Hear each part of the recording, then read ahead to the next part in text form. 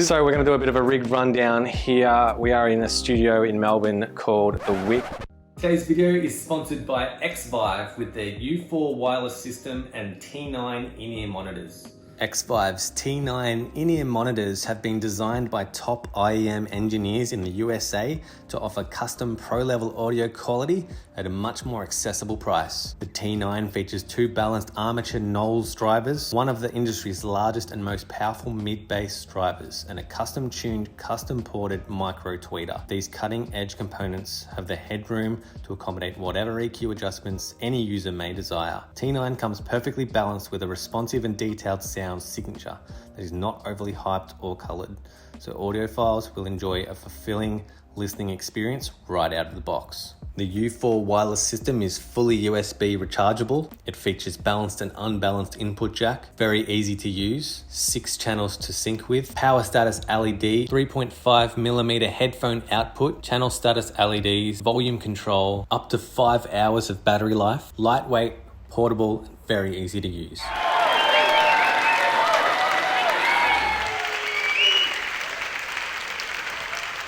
This is my guitar that I've been using in my Drop C songs for live shows as of 2023.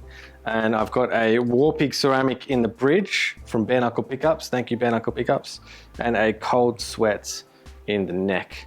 And I'm loving this combo, and this guitar sounds monstrous, feels amazing. So big shout out to Heath at Xvive for hooking this up. Lovely guitar, roasted maple neck, very easy to play. It's got it's a compound radius. I think it's 12 to 16. Don't quote me on that, but very, very comfortable to play. 24 frets, beautiful. That's my Drop C guitar. For all the Drop B stuff, I'm using my PRS Custom 22. One of my favorite guitars, had for ages. You've probably seen these in pretty much half of the videos I've put out there on my channel, but it's a custom 22, it's 10 top, quilt top. It's got a bare knuckle Warpig ceramic in the bridge, and I think it's an Aftermath in the neck. Sounds so sick. Very light guitar, this one, plays beautiful. Mahogany body and mahogany neck. I changed the tuners out because the other ones started to just be a bit funky. So these are brand new Phase 2 tuners, I think, in gold. Very cool. Great guitar. PRS Custom 22.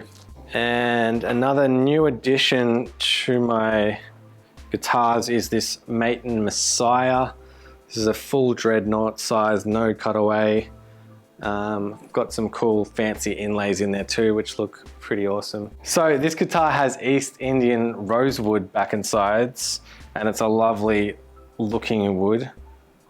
Very cool guitar, this, love it. Been playing this a lot.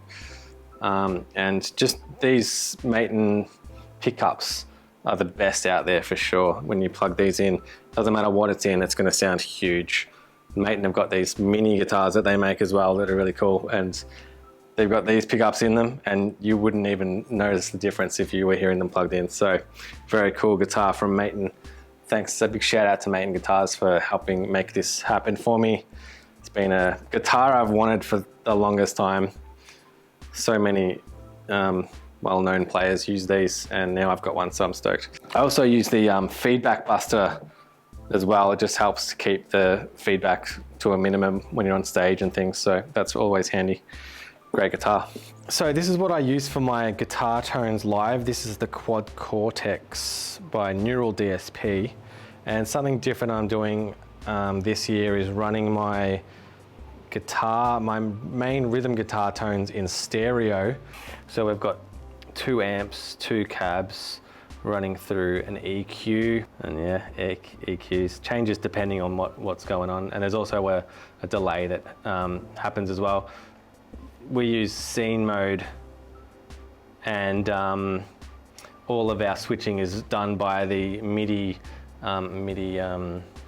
signals that get sent to this and changes it for me, so that's pretty damn awesome. But yeah, running the main rhythms in stereo has been a bit of a game changer. Makes the guitar basically sounds like you're double tracking it, but in real time. So it's really, really cool. And I've also got this app that I can control basically everything that we've got mic'd up. So, you know, we've got like drums, kick, snares and hi-hats and cymbals, overheads and stuff. I've also got, you know, the bass DI, the bass amp, the guitar, keys, tracks, clicks, and also talk back from Chris. So sometimes Chris might need to communicate to us while we're playing, and he can do that, and we can hear him perfectly there. But yeah, it's a really cool system, super streamlined, makes it, you know, makes your job, you know, as easy as can be basically. So you can concentrate on your parts, not have to toe tap, and yeah, that's really cool.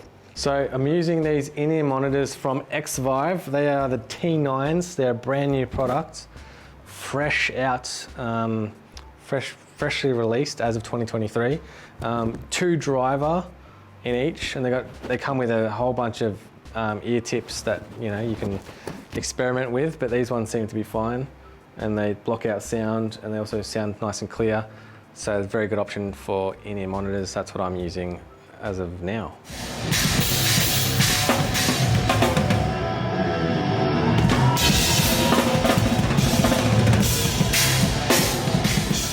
Hello, this is my drum kit. First of all, we've got vinyl cymbals. So I've got the 15 dual hats, the 18 jazz medium thin crash, 20-inch traditional medium crash, all Byzance by the way, 21-inch polyphonic ride. We've got a 18-inch vintage trash crash stacked on top of a 16-inch traditional China. And then I've got the signature Matt Gasker 20-inch equilibrium China, which is sick as. It cuts through like a, you gotta beep it out. Then I've got a 10-inch vintage splash and an 8-inch brilliant splash. Vinyl have been looking after me for about a year now, and they've been awesome. I think they're the best cymbals. If you think Zildjian's the best, then no, I'm kidding, you can't put that. And then Remo also look after me as well. So on my toms, I'm running ebony pinstripes at the moment. They're really nice, give me such a really punchy, thuddy tone. Power stroke 77 on my snare as well. Every now and then I like doing a controlled sound, but the P77 is good for this stuff because I just need to whack the shit out of the snare, so it helps. Also, this snare is a really cool one. It's a Nostra drum provision snare. This is run by a couple of dudes in Australia. Awesome brand. This is a 14x7 bronze snare, die-cast hoops. It weighs about 50 million kilos, and it is awesome. It's like one of the best snares I've ever played before. You should definitely get one, or else. And at the moment I'm also using Trick, the Bigfoot V1 double pedals. They're direct drive pedals, they're awesome, super smooth, super responsive. Yeah, they're built like tanks, and they're really good to take on the road as well, like they don't break, so yeah, super reliable. I like to use Vic Firth sticks. I've used them my whole life. I usually use the Matt Gasker sticks because I'm a bit of a fanboy, but at the moment I'm using the 2Bs because they're a bit thicker, a bit chunkier, so I can hit really hard and crack lots of cymbals. But no, they're really good sticks. I wouldn't play any other stick.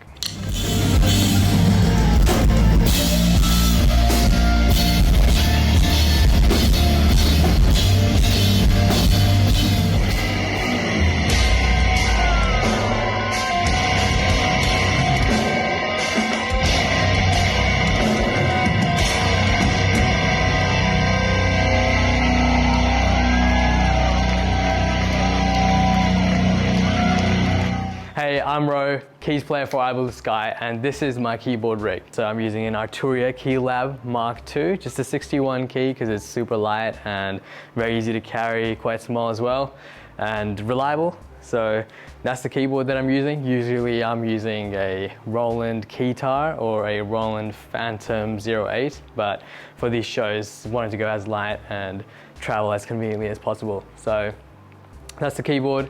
Using a MacBook Pro running main stage for all the sounds that's connected to the MIDI keyboard. So I've got a list of all the patches and Really easy to just switch through them using the foot switch provided by Roland as well. It's the Boss FS5U. So that's like a unlatching pedal that switches all the programs pretty efficiently. And also another pedal down here is the Yamaha FC4A, which is just a simple sustained pedal that gets the job done. Other than that, I just have a audio interface, Focusrite Claret 2 Pre, and yeah, that's it. The simplest keyboard setup I could have.